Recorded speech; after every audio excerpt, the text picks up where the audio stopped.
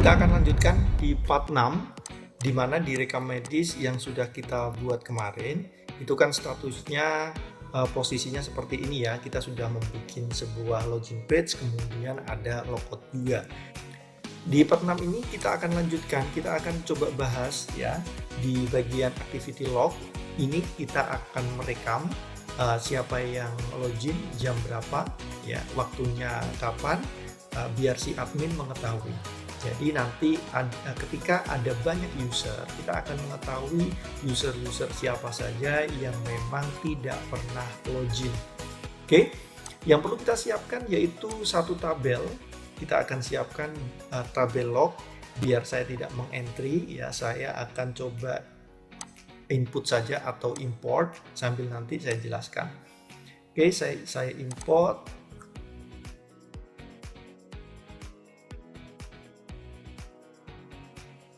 Di bagian tabel log, ini kalian perlu 4 field, yaitu ID log, ada ID user, ada tanggal, ada status. ID lognya yaitu auto increment, tipenya integer, kemudian ID user, integer, kemudian tanggal, date time, dan statusnya adalah integer. Untuk ID user, nanti yang kita tangkap bukan emailnya atau username-nya, tapi yang kita tangkap adalah ID-nya. Oke, di sini ID user yang akan kita tangkap. Kemudian di bagian tanggal ini yang kita catat tidak hanya tanggal tapi waktunya juga. Dan berikutnya yaitu status ya. Di bagian status ini saya pakai integer karena yang saya masukkan nanti 1 dan 2. 1 itu sukses dan 2 itu gagal. Oke, kemudian kalau sudah, yang perlu kita siapkan lagi yaitu sekarang kita ke filenya. Karena kita ingin mencatat itu di bagian prosesnya, proses loginnya, maka nanti kita akan menambahkan script untuk insert ke lognya itu di bagian ini. Kita harus mengetahui di bagian if ini, ketika dia sukses itu bagian yang ini, oke? Dan ketika dia gagal, nanti insertnya ada di sini. Maka yang pertama kita harus menyiapkan datanya. Oke, saya akan kopikan saja ya biar nanti tidak terlalu lama durasi videonya. Saya akan kopikan nanti sambil saya jelaskan. Oke, kita akan bikin dulu. Ketika dia sukses, berarti saya taruh scriptnya berada di sini ya, di antara kurung kurawal yang ini. Saya membuat variabel data, kemudian isinya adalah array, di mana saya akan tulis kolom-kolom yang akan saya insertkan. Di kolom log itu kan ada 4, yaitu ada yang pertama ada ID log. Di ID log itu tidak perlu kita insertkan karena dia adalah auto increment. Maka saya mulai dari ID user, tanggal, dan status. Di bagian ID user, karena yang saya tangkap itu bukan username-nya, yang saya tangkap adalah ID user, maka saya bisa mengacu di query yang bagian atas ini ya. Saya tinggal copy saja ini hasil, saya ganti di sini. Oke, kalau sudah ya, variabel hasil yang saya tangkap adalah field ID user. Di bagian tanggal saya akan isi dia dengan variabel tanggal. Ya, variabel tanggal di sini kan tidak ada, belum kita buat ya. Saya akan buat variabel tanggal, saya kopikan saja. Saya taruh di mana? Saya taruh di atas saja. Oke. Di variabel tanggal ini saya mencatat tanggal dan jamnya. Kemudian saya akan insertkan di field tanggal. Untuk status, field status yang saya masukkan adalah 1. Kalau 1 itu sukses, nanti kalau 2 adalah gagal. Setelah ini, ketika kita sudah membuat sebuah variabel data, berarti yang perlu kita siapkan lagi yaitu query insertnya. Kita bisa menggunakan function ya, kita kopikan. Oke, function ini sudah pernah kita bahas di part-part sebelumnya. Saya menggunakan create ya, saya ingin memasukkan ke tabel namanya log, datanya yang saya masukkan adalah variabel data yang berisi array ini.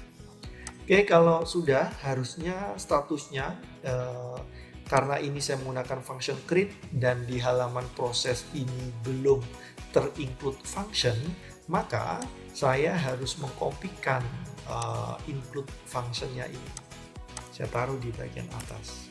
Oke, kalau sudah, sekarang kita akan coba, kita akan logout. ya. Kemudian di tabel ini kan sudah ada isinya. Saya akan hapus dulu. Oke, biar nanti kita tahu dia bisa masuk apa enggak. Kalau sudah, kita akan coba login. Nah, ini sukses ya loginnya. Sekarang kita akan coba data di tabel ini. ID log 28, ID usernya 1, ya ID user 1 karena dia loginnya menggunakan Andi, ya ID usernya 1, oke sudah benar. Kemudian tanggalnya tanggal sekarang, jamnya sekarang, dan statusnya adalah 1. Oke, ini scriptnya kita sudah sukses ya. Bagaimana kalau gagal? Kalau gagal, kalian bisa aslinya naruh di bagian else ini. Kalian taruh ini ya. Oke. Kemudian ini statusnya kalian ganti 2. Jadi kalau gagal, dia akan masuk ke sini atau statusnya diganti dengan 2. Tapi masalahnya di proses hasil ID user, login page kalian membacanya itu kan langsung username-nya dan passwordnya itu harus sama, maka dia baru bisa menghitung loginnya benar apa tidak. Padahal ketika yang kalian masukkan itu username-nya benar, kemudian password-nya salah, maka otomatis di bagian hasil ID user ini tidak akan muncul datanya karena statusnya di sini dia gagal ya. Di sini statusnya tidak terpenuhi. Beda lagi kalau proses loginnya itu kalian memakai 2 langkah, yaitu satu membaca username-nya dulu, baru kalian membaca password-nya. Oke, berarti di bagian login ini kita harus modif. Berarti di sini username-nya saya hapus, password-nya ya, saya hapus. Saya membaca username-nya dulu. Nah, kalau sudah terbaca username-nya, maka saya baru membaca password-nya. Nah, ini lebih secure ya. Ini nanti akan lebih secure. Oke, setelah ini sukses, kemudian dia akan membaca di bagian ini. Oke, ini saya hapus. Oke ya, saya jelaskan dulu. Nah, artinya kalau saya sudah modif proses loginnya ini, artinya dia akan membaca username-nya ada dulu. Ada nggak username-nya ini? Kalau dia ada, maka dia akan melanjutkan. Nah, di sini kan akan terhitung. Ketika dia ada username-nya, otomatis statusnya variabel hitungnya adalah 1. Maka terpenuhi. Kalau terpenuhi, dia akan membaca lagi variabel password-nya. Sama nggak? Ya, sama nggak dia variabel password-nya? Nah, di sini saya tinggal ganti bukan data tapi hasil. Oke, kita harus sesuaikan. Oke, kalau sudah sesuai, maka di sini dia akan melakukan proses passwordnya. Nah, kita harus modif lagi di bagian ini ya. Oke, else. Nah, ini kita taruh, berarti ini bukan di sini. Maka taruh di bagian. Ini tidak usah menggunakan hasil. Oke, nah, kalau saya modif hasilnya nanti seperti ini, artinya jika dia username-nya ada, maka dia akan membaca $hitung ini. Nah, ini pasangannya saya akan menjorokkan ke dalam biar nanti kalian nggak bingung ya.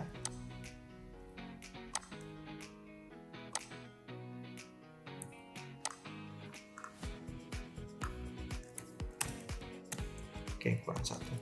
Nah, di sini kita membaca dulu username-nya ada apa enggak. Oke, kalau dia ada, dia langsung membaca yang ada di kurung kurawal ini. Di antara ini sampai ke sini.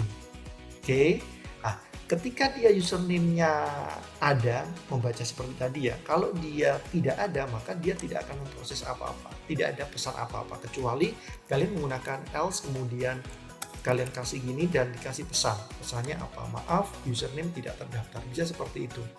Oke. Nah, sekarang kalau dia sukses, username-nya ada, maka dia akan dihitung lagi. Dia akan dicek lagi passwordnya sesuai nggak. Kalau dia sesuai, maka dia akan membaca di kurung kurawal ini, oke, sampai ke kurung kurawal yang ini.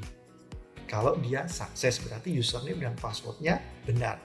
Tapi kalau dia passwordnya salah, username-nya benar, maka dia akan membaca ini sampai ini. Nah, maka di sini kita bisa menulis historinya atau lognya dengan statusnya 2, hasilnya dia sudah bisa terbaca di sini untuk ID username-nya. Oke, itu kalau kita ingin mencatat ID usernya. Tapi kalau kalian mencatatnya bukan ID user, kalian mencatatnya adalah username, maka proses login yang tadi itu sudah bisa karena yang kita catat adalah username yang posisinya di sini. Oke, seperti itu. Oke ya. Ini proses lognya untuk sukses, kemudian ini lognya untuk gagal. Statusnya 2. Harusnya ini sudah bisa jalan. Kita akan coba logout. Oke, kita samakan username-nya tadi, tapi password-nya kita salahkan. Nah, kita akan cek di sini terinput apa enggak. Oke, statusnya ID usernya sama, jamnya jam sekarang, statusnya adalah 2. Nah, dia gagal untuk login. Sekarang kita akan coba proses loginnya. Oke. Nah, di bagian ini proses loginnya padahal dia sudah benar, tapi dia dianggap atau proses loginnya tidak terbaca. Kita akan cek dulu ya. Di bagian password, username-nya sudah benar. Di bagian password, ini dia menggunakan password verify, yaitu ketika username-nya kita insert-nya masuk ke tabelnya adalah bentuk hash ya. Karena ketika kita cek di bagian user yang masuk ke sini itu bukan hash ya, yaitu dia hanya tanpa dimodif atau datanya langsung masuk ya 1, 2, 3. Apa yang kita klik di situ passwordnya dia akan masuk tanpa harus dirubah lagi bentuk hash. Maka di bagian ini tidak kita perlukan. Oke, kita tidak perlukan ini, kita hapus. Nah, di sini kita tinggal modif saja. Kita akan cek password yang kita ketik. Oke, password yang kita ketik itu sama enggak? Sama dengan apa yang kita ambil dari query yang ada di atasnya. Oke, nah, seperti itu. Oke, mau modifnya hanya seperti itu. Tinggal kita coba refresh, kita akan masukkan 1, 2, 3. Oke, proses loginnya sudah sukses. Langkah selanjutnya bagaimana? Langkah selanjutnya kita tinggal bikin tampilannya saja. Di halaman ini, di menu ini, ketika kita klik, kita akan bikin satu halaman namanya halaman activity log. Nah, yang perlu kita siapkan apa? Kita coba ke menunya dulu. Di menunya tadi sudah ya. Di bagian rekam medis, kemudian di view, index, di bagian header. Di bagian header kita akan cari yang activity. Ya, menu activity tadi itu. Oke, ini dilarikan kemana? Di activity lognya ini dia dilarikan di bagian akhirnya masih kosong. Kita akan larikan ke index.php, kemudian page-nya kita akan larikan ke log. Oke, nah, di sini kita akan coba bikin di halaman view halaman. Kita harus identifikasi di sini. Oke, saya akan cari dia di bagian referensi saja. Kita taruh di referensi. Kita akan copy, kemudian kita akan bikin ya, yaitu log ya, view home. Kita akan taruh dia di referensi saja. Referensi, folder referensi namanya adalah log data log.php. Oke, kita akan bikin satu file. Kita copy saja ini. Kita tadi naruhnya kan di folder referensi ya. Kita akan bikin referensi. Oke, kita akan rename. Namanya adalah data log. Kita akan coba buka. Oke, kemudian di sini data log. Oke, data log, kemudian dia akan saya masukkan ke referensi, referensi ini data log. Oke ya, sesuatu ini. Oke, kita coba simpan. Setelah kita simpan, kita akan coba jalankan activity log. Oke, data lognya kita akan cek di halaman lognya, dia lari ke view referensi. Oke, kita salah ketik, kita akan coba refresh lagi. Oke, data lognya sudah bisa, tabel data log. Oke, untuk tambahnya ini kita tidak memerlukan, maka kita tinggal hapus saja. Oke, kemudian kita tinggal hapus saja, ini kita hapus, kemudian modalnya yang tambah ini kita tidak memerlukan ya. Oke, kita akan coba refresh. Oke, ini sudah kehapus tabel data log. Oke, kita tinggal sesuaikan nama kolom-kolomnya, yaitu nomor, kemudian ada username. Oke, kemudian di sini tanggal, kemudian status kita hapus, ini tidak kita perlukan. Kita tinggal mengambil query, yaitu ke tabel tabelnya tadi namanya log. Oke, kita order by, kita akan urutkan dia berdasarkan tanggal saja. Oke, ascending ya, dari kecil ke besar, berarti kebalik, kita kasih descending saja tanggalnya. Oke, ini sudah, ini tidak kita perlukan ya, kita hapus. Kalau sudah, kemudian yang saya tampilkan yaitu username. Nah, di username itu kan kita ngambilnya, datanya kan bukan username tapi ID user. Oke, kemudian untuk tanggalnya, tanggal, kemudian status. Oke, di sini kita hapus, ini kita hapus, dan ini kita hapus juga. Di bagian ini juga kita tidak perlukan. Oke, nah, kalau sudah, kita akan coba refresh datanya. Oke, datanya sudah bisa masuk ya. Username-nya 1, tanggalnya tanggal sekian, kemudian statusnya 1 dan 2. Untuk username berarti kita harus merubah ya. Kita harus merubah statusnya, username-nya 1 itu siapa, kemudian statusnya 1 itu sukses, 2 itu gagal. Maka di bagian ini ya, di bagian ini kita tinggal rubah saja. Cara merubahnya bagaimana? Kita tinggal menggunakan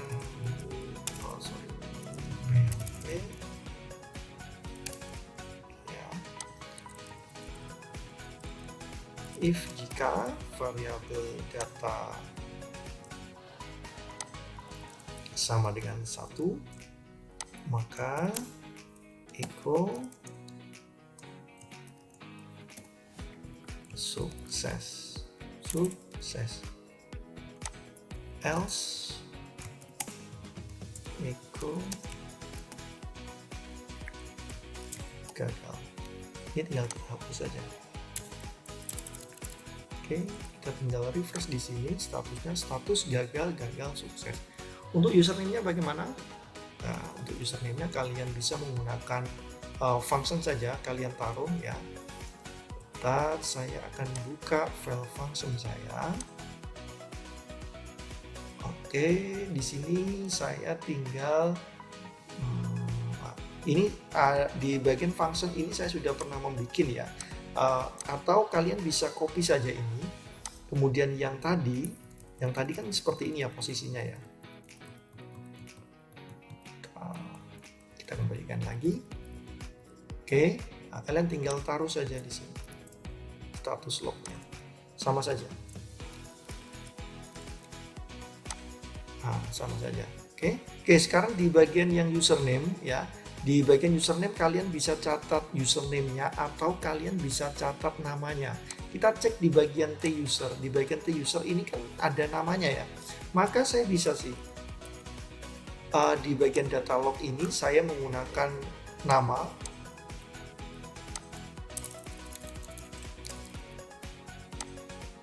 Kemudian di bagian ini yang saya ambil tetap ID user, tapi nanti akan saya rubah ID usernya apa, dia nanti munculnya namanya adalah siapa.